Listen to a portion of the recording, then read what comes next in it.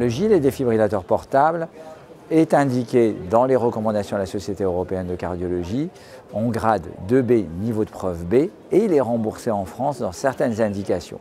La plus grosse partie de mon utilisation, c'est des patients qui ont fait un infarctus, qui ont une fraction d'éjection à plus de 48 heures d'infarctus inférieure à 35% et chez qui on commence à débuter les traitements. Et pendant cette période, on veut les protéger d'un risque de mort subite, le temps de voir comment évalue la fraction d'éjection et de savoir s'il faut ou pas leur mettre un défibrillateur implantable. La moitié d'entre eux n'en auront pas, la moitié en auront besoin et ils auront ainsi un suivi renforcé.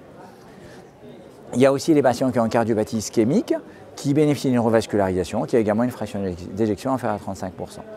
Et autre indication nouvelle, c'est l'insuffisance cardiaque ischémique, fraction d'éjection inférieure à 30%, à qui justement maintenant on doit mettre les traitements de l'insuffisance cardiaque, notamment les 4 principaux traitements, et on doit pendant les 6 à 12 semaines qui suivent, vérifier leur évolution, et s'ils ne s'améliorent pas, envisager le défibrillateur.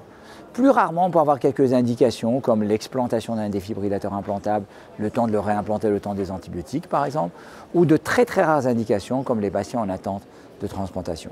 Ces patients aujourd'hui, on estime, la HAS estime qu'il y a environ 5000 patients par an en France qui devraient bénéficier d'un gilet défibrillateur portable. Un élément très important que je voudrais parler, c'est la mise en place de ce gilet défibrillateur portable.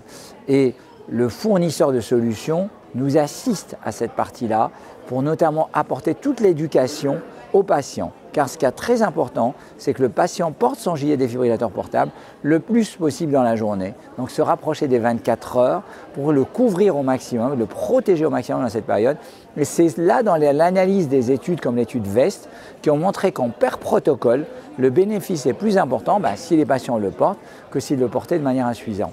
Et donc finalement, je pense que ce modèle français d'éducation est un élément important qui permet de mettre en place cette thérapie qui est remboursée et de faire en sorte qu'on protège un maximum et qu'on peut sélectionner les patients qui doivent bénéficier de la pose d'un défibrillateur, cette fois-ci implantable, et puis poursuivre le suivi pour les autres.